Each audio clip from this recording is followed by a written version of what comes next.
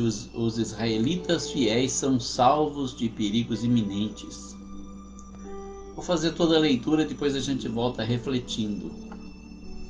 Depois destas coisas, vi 4 anjos que estavam sobre os 4 cantos da terra, retendo os 4 ventos da terra, para que nenhum vento soprasse sobre a terra, nem sobre o mar, nem contra árvore alguma. E vi outro anjo subir do lado do sol nascente, e que tinha o selo do Deus vivo, e clamou com grande voz aos 4 anjos a quem fora dado o poder de danificar a terra e o mar, dizendo: Não danifiqueis a terra, nem o mar, nem as árvores, até que hajamos assinalado nas suas testas os servos do nosso Deus. E eu vi o número dos assinalados, e eram 144.000 assinalados de todas as tribos dos filhos de Israel. Da tribo de Judá havia 12.000 assinalados, da tribo de Ruben 12.000, da tribo de Gade 12.000, da tribo de Azer 12.000, da tribo de Naftali 12.000, da tribo de Manassés 12.000, da tribo de Simeão 12.000, da tribo de Levi 12.000, da tribo de Issacar 12.000, da tribo de Zebulon 12.000, da tribo de José 12.000 e da tribo de Benjamim 12.000 assinalados. Agora há uma mudança de cena do versículo 8 para o versículo 9, onde aparece a visão dos mártires na glória. Depois destas coisas olhei, e eis aqui uma multidão a qual ninguém podia contar, de todas as nações e tribos e povos e línguas que estavam diante do trono e perante o Cordeiro, trajando vestes brancas e com palmas nas suas mãos. E clamavam com grande voz, dizendo: Salvação ao nosso Deus que está sentado no trono e ao Cordeiro. E todos os anjos estavam ao redor do trono e dos anciãos e dos 4 animais, e prostraram-se diante do trono sobre seus rostos e adoraram a Deus, dizendo: Amém. Louvor e glória e sabedoria e ação de graças e honra e poder e força ao nosso Deus para todo sempre. Amém. E um dos anciãos me falou dizendo: Estes que estão vestidos de vestes brancas, quem são e de onde vieram? E eu disse-lhe: Senhor, tu sabes. E ele disse-me: Estes são os que vieram da grande tribulação e lavaram as suas vestes e as branquearam no sangue do Cordeiro. Por isso estão diante do trono de Deus e o servem de dia e de noite no seu templo, e aquele que está sentado sobre o trono os cobrirá com a sua sombra. Nunca mais terão fome, nunca mais terão sede, nem sol, nem calma alguma cairá sobre eles, porque o Cordeiro que está no meio do trono os apacentará e lhes servirá de guia para as fontes das águas da vida, e Deus limpará de seus olhos toda lágrima. Aleluia, glória a Deus. Então nós encontramos aqui, no primeiro versículo, uma visão.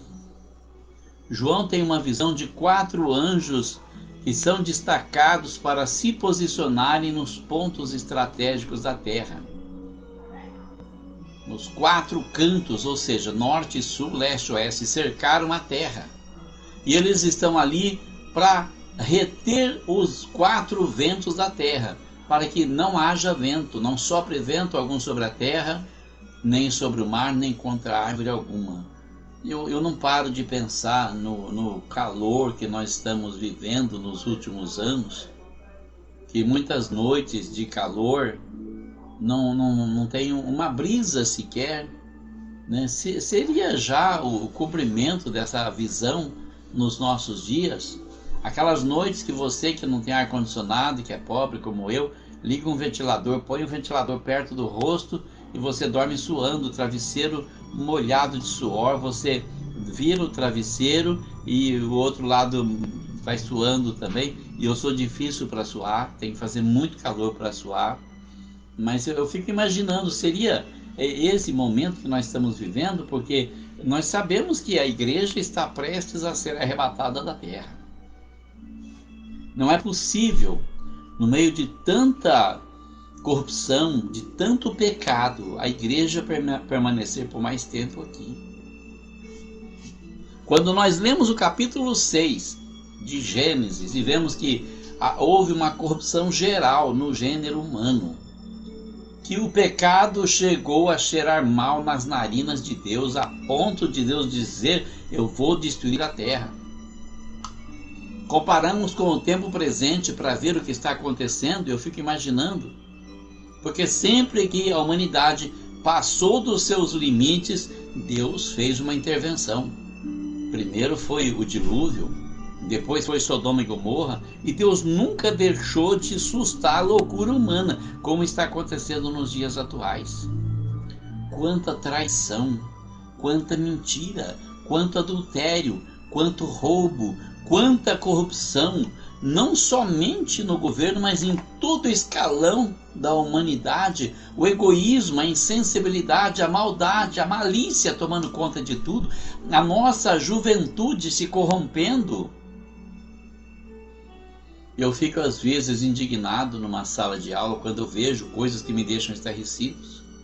Eu lembro que quando eu era adolescente, quando era jovem, trabalhava na roça, e às vezes as pessoas de roça falam palavrão, e às vezes deixava escapar algum palavrão, e tinha alguma mulher, uma senhora ou uma menina, podia ser uma jovenzinha, elas simplesmente não aceitavam, elas se revoltavam, elas ficavam bravas, elas reagiam, porque elas exigiam respeito. Mas hoje o que nós vemos são as meninas falam mais palavrão do que os meninos. As meninas falam cada coisa que deixa a gente corado. E eu fico pensando, meu Deus, como é que aconteceu isso? Como é que chegou a tanta corrupção, a tanta podridão? Porque as pessoas acham normal. Elas acham normal falar os piores palavrões que existem. Acham que a coisa mais normal do mundo é a coisa mais natural do mundo. E quando se chega ao ponto de uma garota de 15 anos falar que não é cristã, me assusta, me deixa estarrecido, porque eu penso que Jesus está voltando e muitas pessoas se arrependerão de negar o nome de nosso Senhor. Mas acontece isso, os 4 anjos estão ali nos 4 pontos cardeais, retendo os 4 ventos da terra. Nem vento norte, nem vento sul, nem vento leste, nem vento oeste, nada. Simplesmente parado, nem na terra, nem no mar. Eu acredito que na época de João isso era muito importante, porque existiam as caravelas, aqueles navios que eram tocados, eram empurrados pelo vento, e então isso realmente representava uma verdadeira tragédia. Quem estava no meio do mar ficava lá até o vento voltar. E se demorasse para voltar, morria, porque não tinha água potável, a água acabava. Então era bastante trágico uma situação dessa. Mas nós vimos a seguir, no versículo 2, ele diz assim: vi outro anjo subir do lado do sol nascente, ou seja, do lado que o sol nasce. No caso aqui nós viríamos aqui do lado do leste, né? Porque é de cá que o sol nasce. O norte está para cá, pro lado aqui para o lado de Minas, e para cá para o lado de São Paulo está o sul. Então acredito que norte, sul, leste, oeste. Deve ser oeste. Vinha desse lado e tinha o selo do Deus vivo na mão. O que era esse selo? Era um marcador. Era como o selo que se marcava as correspondências. Você fazia um pergaminho, escrevia uma carta, enrolava ele, colocava um selo, ou seja, você lacrava. E aquele selo significava que só a pessoa poderia abrir. Então, quando chegava no destinatário, a pessoa quebrava aquele selo, abria a carta para ver o que estava escrito. Ele tinha esse selo, e tinha o selo para marcar pessoas, e clamou com grande voz aos 4 anjos a quem fora dado o poder de danificar a terra e o mar, dizendo: não danifiquem a terra, nem o mar, nem as árvores, até que nós hajamos assinalados nas suas testas os servos do nosso Deus. Ou seja, o povo de Deus tem a marca de Deus. O povo de Deus não vai passar pela grande tribulação.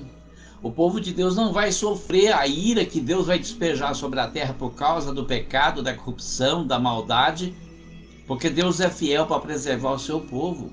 Ele assinala os seus servos na testa para que eles possam ser livres de toda a ira que virá sobre a terra. Mas nesse caso aqui especificamente, os assinalados são do povo de Israel. Quantos israelenses hoje são salvos? Tem muitos, mas ainda não chega a ser um número significativo, porque muitos deles ainda esperam a vinda do Messias. Eles não acreditam que Jesus é o Messias, o Salvador.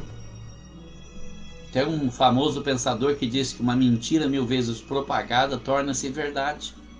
Eu acredito nisso porque o povo de Israel recebeu a mentira daqueles sacerdotes corruptos do tempo de Jesus, que o corpo tinha sido roubado, e eles nunca aceitaram que Jesus é o Salvador. Tem muitos judeus cristãos, muitos judeus que seguem Jesus, são servos fiéis, dedicados, mas a maioria deles ainda está esperando a vinda do Messias. Eu ouvi o número dos assinalados e eram 144.000 assinalados de todas as tribos de Israel. Olha, eu não vou passar versículo por versículo, porque no caso dos assinalados, são 12.000 de cada tribo que são assinalados. Deus escolhe esses 144.000.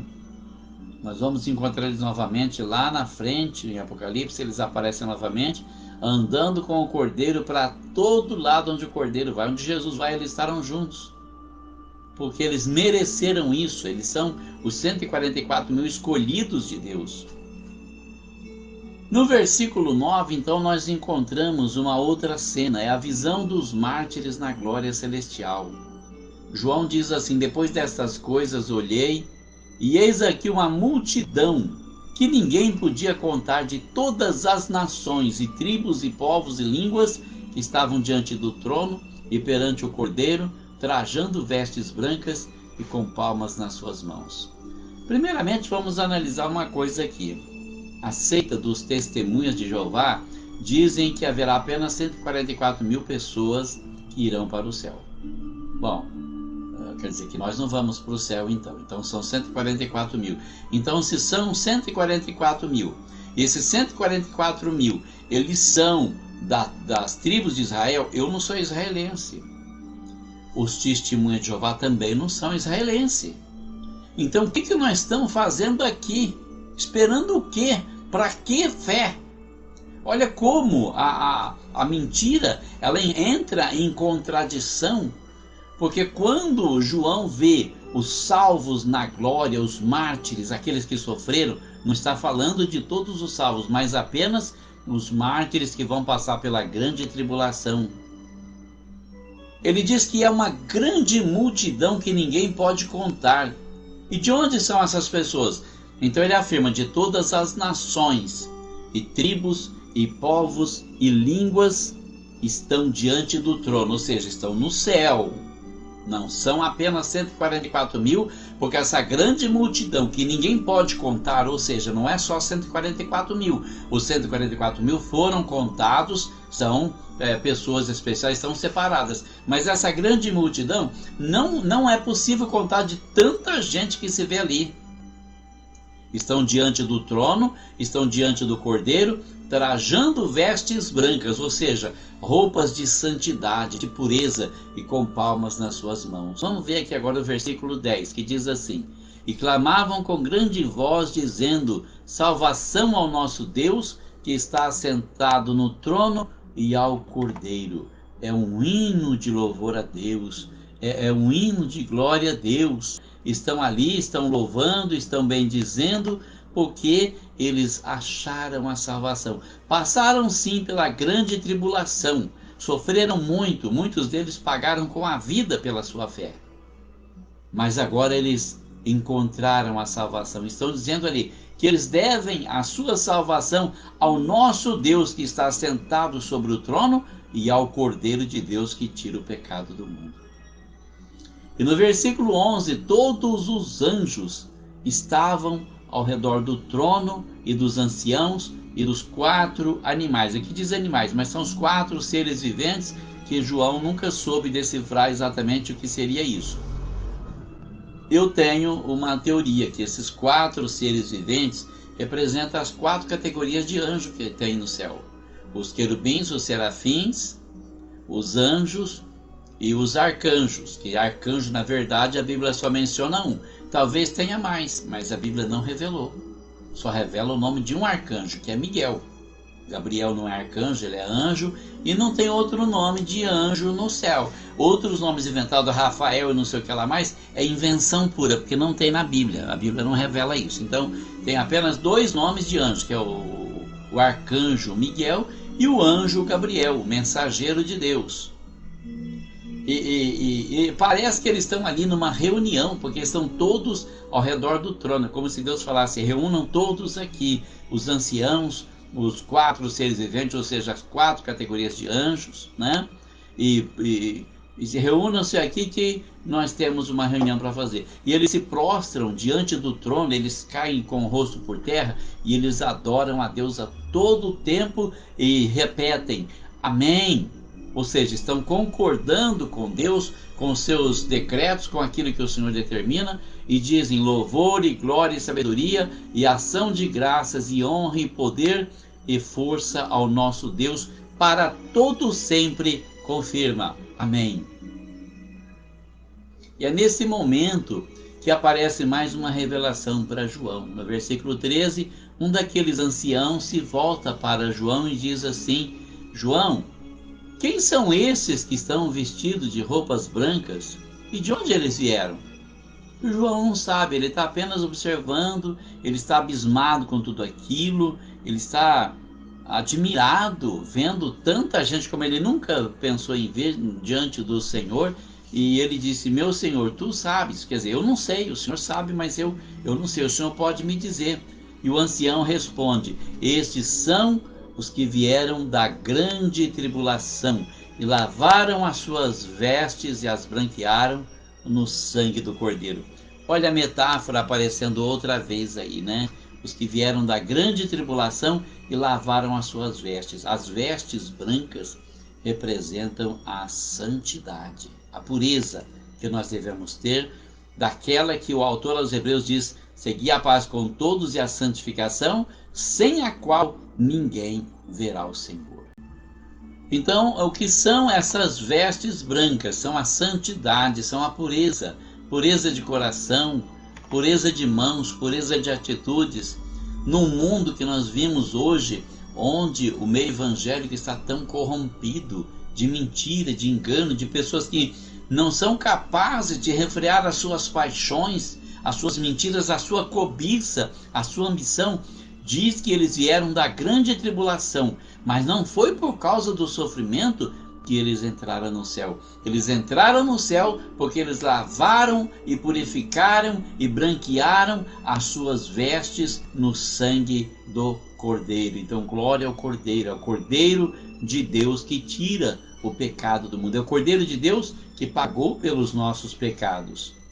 Então é nesse sacrifício vicário que eles lavam as suas vestes, branqueiam suas vestes para comparecer diante de Deus. Lembra aquela parábola também que Jesus conta daquele rei que celebrou as bodas do seu filho e mandou sair os seus servos pelas encruzilhadas e chamar todo mundo e mandou as pessoas entrar naquela festa, porque os convidados não eram dignos. E quando o Senhor da festa, passeando entre os convidados, encontrou um homem que não estava vestido com vestes dignas, ou seja, devia estar de qualquer jeito. Tem pessoas de qualquer jeito por aí, né? Tem pessoas que se vestem de qualquer jeito. Fala assim: Deus não se importa com roupa, Deus se importa com o coração. Mas se o teu coração é puro diante de Deus, você vai saber se vestir. Principalmente mulher. Mulher tem que saber que a veste dela pode fazer um homem pecar. Eu visto a roupa que eu quero, olha para mim, quem tem vergonha? Não é bem assim. Nós sabemos que o homem tem uma maneira de agir, a mulher tem outra. É instinto natural. Se o homem vê, se o homem olha, ele vê, ele peca. E o pior é que muitas vezes ele vê, ele sabe que é pecado, mas ele não consegue tirar o olhar. E tem mulheres que são bonitas que exploram isso. Esse espírito de Jezabel que fica seduzindo as pessoas a comer as coisas sacrificadas aos ídolos e se prostituir, se não na prática, pelo menos na mente, no pensamento, no olhar. que Deus vai cobrar, porque Jesus disse numa carta lá atrás que vai pôr ela numa cama, porque sabe que ela tem uma parcela na culpa desse pecado. O homem não é inocente, não. Porque o homem sempre pode exercitar a santidade, falar, não vou olhar, desviar o olhar, fugir da tentação. Nós temos o dever de fugir, mas se ela aparece diante dele, ele peca e ela é responsável também. Então cuidado com as vestes, porque não é só o coração que Deus quer, não, tá? Deus quer um coração puro, íntegro. E se você tem um coração puro, você vai evitar pôr certas vestes, sabendo que elas vão seduzir o olhar de alguém e vão levar a pessoa a pecar. Se eu faço uma pessoa pecar, eu estou pecando. Eu não bebo nada de álcool. Como é que eu posso vender bebida de álcool? Eu vou estar fazendo alguém pecar nesse sentido. E as vestes femininas é a mesma coisa. Se você não quer levar alguém ao pecado, não induza a pessoa, não seduza a pessoa. Santidade e temor diante de Deus. Então nós vimos ali que quando o senhor da festa encontrou aquele homem mal vestido, disse para ele, amigo, como você entrou aqui não tendo vestes nupciais? E o homem se emudeceu. Por quê? Por que ele se calou? Porque ele sabia que ele estava errado. Tem muitas pessoas que erram por inocência, nós não podemos julgar essas pessoas. Mas muitas pessoas sabem que estão erradas e pecam por prazer de pecar. A pessoa quer se sentir no auge, quer se sentir a melhor, então ela leva o outro ao pecado. Isso é um problema sério. Porque no dia da colheita você vai colher aquilo que você plantou. Pode ter certeza que se alguém for condenado por isso, você será também. Então vamos lavar as nossas vestes e branquear as nossas vestes no sangue do Cordeiro. Vamos nos vestir dignamente. Eu estou falando isso para as mulheres, mas eu sei que tem muitos homens que também se vestem de modo a provocar as mulheres. Ele vai para a academia, cria aquele físico, aquele corpão, e aí ele põe uma roupa colada para chamar atenção. Tem obreiro fazendo isso. Irmão, isso não é de Deus, não. Não é o Espírito Santo que está te inspirando a fazer isso, não. É o Espírito satânico. Você está sendo usado pelo diabo. Para com isso. Vista-se com decência, vista-se como homem. Seja um homem de Deus, seja uma mulher de Deus. Versículo 15 diz assim, por isso estão diante do trono de Deus e o servem de dia e de noite no seu templo. E aquele que está sentado sobre o trono os cobrirá com a sua sombra.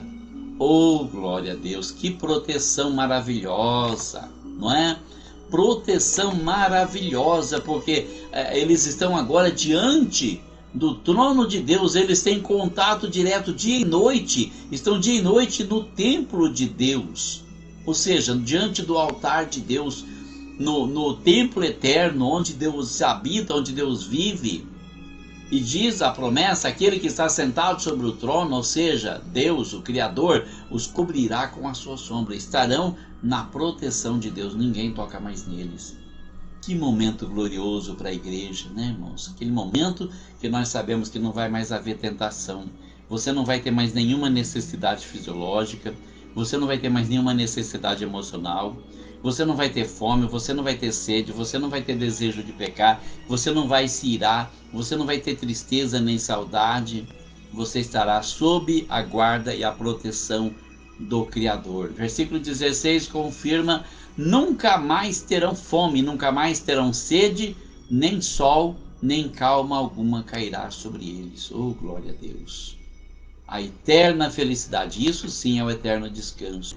Muitas pessoas hoje aprenderam com os crentes, quando alguém morre, falar, descansou nos braços de Deus.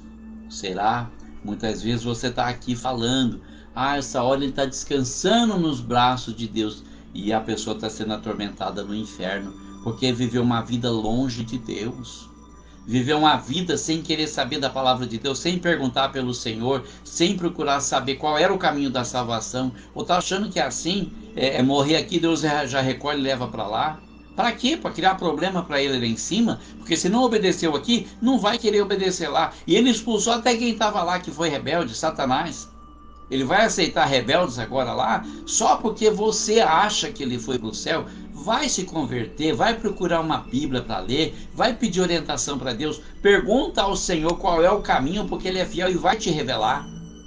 Encontre o caminho da salvação, ande por ele e você chega diante de Deus, porque se você não entrar por esse caminho, que é Jesus Cristo, o Filho de Deus, você não vai conseguir chegar a lugar nenhum, a não ser o inferno eterno. Versículo 17 diz: porque o Cordeiro que está no meio do trono os apacentará, ele lhes servirá de guia para as fontes das águas da vida, e Deus limpará de seus olhos toda lágrima. Oh, promessa gloriosa! Nunca mais haverá lágrima. Nunca mais haverá motivo de tristeza, de angústia, aquela angústia que muitas vezes corrói o nosso peito, porque nós não vemos solução. Você olha para frente, não tem solução, você olha para trás, não tem solução, olha para a direita, olha para a esquerda, você não encontra a solução. Porque a solução vem de cima. Deus limpará de seus olhos toda lágrima, mas para isso tem um tempo, nós precisamos ser aprovados. Mas Deus não sabe o que nós vamos fazer? Sabe, antes de nós tomarmos a decisão, Ele já sabe o que nós vamos fazer.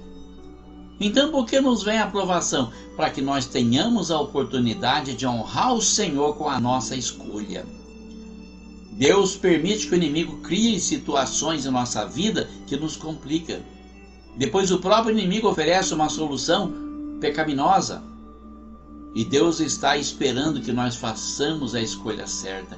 É hora de honrar o nome do Senhor diante do inimigo. Dizer para o inimigo: não quero nada de você. Nenhum pecado, nenhum prazer, nenhuma solução. Eu quero tudo que vem do meu Deus. Tem até aquele que fala assim: ainda que para te servir eu tenha que chorar. Porque Deus limpará de seus olhos toda lágrima. E o Cordeiro que está no meio do trono os apacentará. A palavra apacentar vem da palavra pastor, pastorear, cuidar, guiar. Hoje nós encontramos muitos pastores que não apacentam, eles apaucentam, não é? Eles querem tirar tudo que você tem. Eles apertam tanto o caminho da salvação para você que nem eles vão conseguir passar. Apertam muito, quer tomar tudo que você tem, quer controlar sua vida, seus pensamentos, tudo. E tem alguns que são tão autoritários que eles não aceitam uma sugestão. Você vai dar uma sugestão para eles, eles falam: não precisa me dar pitaco. Não é pitaco, irmão, nós estamos caminhando junto. Estamos todos no mesmo caminho. Tenha um pouco mais de humildade, aprenda a ouvir o seu irmão, aprenda a ouvir, porque Deus pode estar usando ele para facilitar a vida para você mesmo. Não quer pitaco? Ah, você quer fazer, então a obra é tua. Não é de Deus, é da sua cabeça, porque você não aceita o pensamento de ninguém. Deus usa qualquer um, tanto o homem que está em cima do púlpito, como aquele irmãozinho que está com um chinelinho de dedo no pé. Deus usa quem Ele quer, Deus usa quem dá lugar para Ele, para o Espírito Santo. E pessoas arrogantes não estão dando lugar para Deus. Deus não pode usar essas pessoas. Deus quer usar aquela pessoa que é simples e humilde de coração. Como Jesus disse em Mateus 11:28, aprendei de mim que sou manso e humilde de coração, e encontrareis descanso para as vossas almas. É disso que nós precisamos. Precisamos aprender a ser manso, aprender a ser humilde, como Jesus era. Jesus ficou irado só contra o pecado, contra a hipocrisia, porque a hipocrisia tira qualquer um do sério, irmão. A hipocrisia tira qualquer um do sério, e Deus também se aborrece em ver tanta hipocrisia no meio daqueles que se chamam homens de Deus. E é por isso que esse livro foi escrito, para que nós saibamos que existe um pastor que nos apacenta. Chama-se Jesus de Nazaré, morreu por nós. Ele diz no capítulo 10 do Evangelho de João, eu estou estudando o Evangelho de João na segunda-feira, lá no capítulo 10 ele fala do bom pastor que dá vida pelas suas ovelhas. que não é um mercenário, porque o mercenário não entra nem pela porta, ele vem por outro lado. O que o mercenário quer? Ele quer ganhar dinheiro às custas das ovelhas. Mercenário significa assalariado. Mas aquele que é pastor, ele enfrenta o lobo para salvar a ovelha. Como Davi, que enfrentou um urso, matou um leão para salvar a ovelhinha da boca do leão e da boca do urso. Mas o mercenário, quando ele vê o lobo, ele foge. Por quê? Jesus disse, ele foge porque ele não é pastor, é mercenário. Ah, peraí, tocou num ponto delicado. Então, quer dizer que o pastor não pode receber salário? Pode e deve, irmão. Se ele vive pela obra de Deus, ele deve receber salário. Mas essa não tem que ser a prioridade. A prioridade tem que ser a salvação das almas. Ele tem que estar preocupado em ganhar almas e não dinheiro. Ele tem que estar preocupado em levar pessoas aos pés de Cristo e não construir grandes monumentos, porque Jesus nunca mandou ninguém construir nada. Jesus não disse, olha, quando eu mandar o Espírito Santo, vocês saiam pregando e recolham dízimos e ofertas e construam um grande templo com vitrais coloridos, com caixas de som, e põem forro, e põem ventilador, e põem ar-condicionado, e contrata um cantor famoso que tem muito CD vendido para ir lá e cantar bonito para encantar todo mundo. Ele não disse isso. Ele disse, em meu nome vocês expulsarão demônios. Em meu nome vocês porão as mãos sobre os enfermos e eles ficarão curados. Ou seja, em meu nome vocês exercitarão a fé na palavra que eu tenho pregado, para que vocês conheçam o que é a obra de Deus. Já fez isso, irmão? Você já fez isso? Porque está cheio de pastores por aí que não sabem o que é isso. Quantos pastores estão pregando a palavra de Deus, ensinando a palavra de Deus como ela é, porque a pregação que Jesus fez, que Ele espera que nós façamos, é o ensinamento da palavra de Deus. Não é você fazer um curso de teologia, aprender a ser um orador. Não tenho nada contra a teologia, acho muito útil. Mas algumas pessoas prevalecem disso. Aí ele chega lá, ele pega o microfone, faz uma pose bem bonita assim, e às vezes até aponta o dedo, e faz pose, e cruza as pernas de um lado, cruza do outro, poses ensaiadas para parecer que ele é um grande pregador. Mas cadê as almas? Cadê as almas? Cadê as almas que são salvas, que aceitam Jesus? Cadê as almas que são libertas do poder das trevas? Cadê o fruto da salvação que nós não estamos mais vendo? Porque as igrejas estão se corrompendo, estão pensando apenas em crescer, em criar nome, estão se estabelecendo na terra. Um dia desses eu saí de carro à noite, num domingo, e eu contei por baixo, cidade pequena tem 18 mil habitantes, contei mais de 50 igrejas. Cada igreja tem um nome diferente.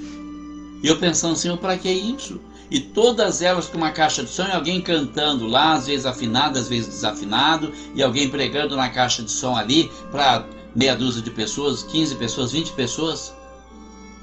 E não tem ninguém pregando nas ruas. E quantas pessoas estão utilizando esse meio que eu tenho aqui para evangelizar, para levar ao conhecimento da palavra de Deus? Quantos? Não, a pessoa quer uma posição de destaque, senta lá, bota um paletó, uma gravata e aparece o bonitão. O sangue de Jesus tem poder. Pessoas que precisam nascer de novo. Pessoas que se chamam de pastores, porque nós temos dois tipos: os pastores que são chamados por Deus e aqueles que são chamados pastores. E aí começa a surgir uma infinidade de títulos na igreja que não acaba mais. É o pastor fulano, é a pastora fulana, é o missionário, é a missionária, é o presbítero, é o evangelista, é o diácono, é o cooperador, é o levita. Eu falei várias vezes, vou repetir novamente, eu estou cansado de ver pastores que não apacentam, evangelistas que não evangelizam, missionários que não fazem missão. Para de carregar títulos sobre você e vai fazer a obra de Deus. Deixa o Espírito Santo de Deus controlar a sua vida. E se tiver que arregaçar as mangas e trabalhar, pode ir, não mata ninguém não.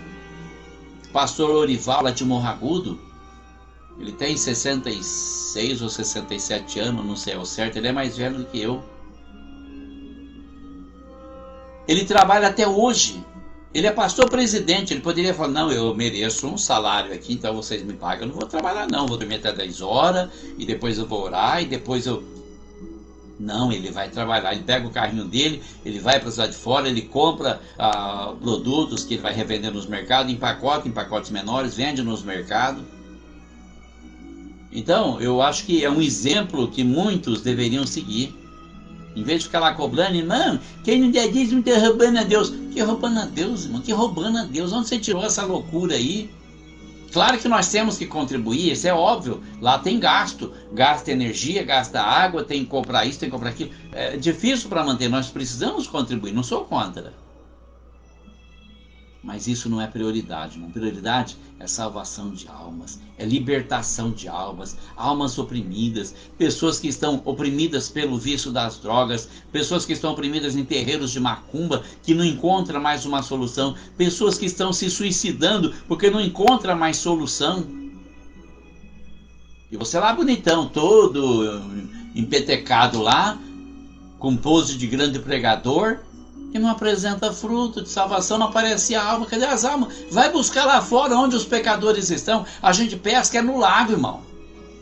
A gente não pesca dentro de casa, sentado numa poltrona confortavelmente. Você vai para o rio, você vai para o lago, você vai para o mar para pescar. Então vai pescar lá fora, onde os pecadores estão. Porque é isso que o Senhor está esperando que você faça.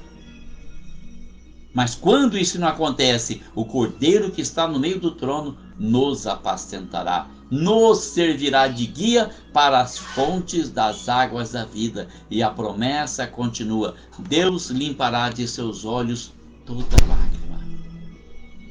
Eu vou ficando por aqui. Se algum desses pastores estiver vendo o vídeo, já arranjei inimizade, né? Mas eu não me importo, porque eu quero agradar a Deus. Eu não me importo com pessoas que ficam com raiva de mim, que viram a cara para mim. Eu não me importo, irmão. Eu não me importo com isso, não. Eu já me importei no passado, quando eu estava contaminado pelo vírus das igrejas locais. Não me importo mais, não. Só me importo com uma coisa, em agradar a Deus. Eu só me importo em não envergonhar o nome do meu Senhor. Que as minhas escolhas possam honrar o nome de Deus, apesar das minhas falhas, das minhas limitações, das necessidades que eu ainda tenho. Peço todos os dias, me ajude a honrar o teu nome com a minha vida e me permita honrar o teu nome com a minha morte. É tudo que me importa hoje, honrar o nome do meu Salvador. Que ele jamais seja envergonhado diante do inimigo. Que jamais o inimigo tenha a oportunidade de olhar para ele e falar: olha, o teu servo que você diz que é salvo pecando. Que Deus me livre disso. Mas que o Senhor possa dar testemunho da minha vida, como deu o testemunho de Jó, dizendo: observaste meu servo Jó, homem reto em seus caminhos e que se desvia do mal. Que a sua ambição seja a mesma que a minha, e que a nossa ambição seja ganhar almas e edificar estas almas na fé da palavra de nosso Senhor e Salvador Jesus Cristo. Eu vou parando por aqui. Eu pedi ao Senhor uma palavra antes de começar essa live. Eu creio que Ele me deu a palavra, a unção. Eu estou muito feliz com a palavra que eu falei hoje.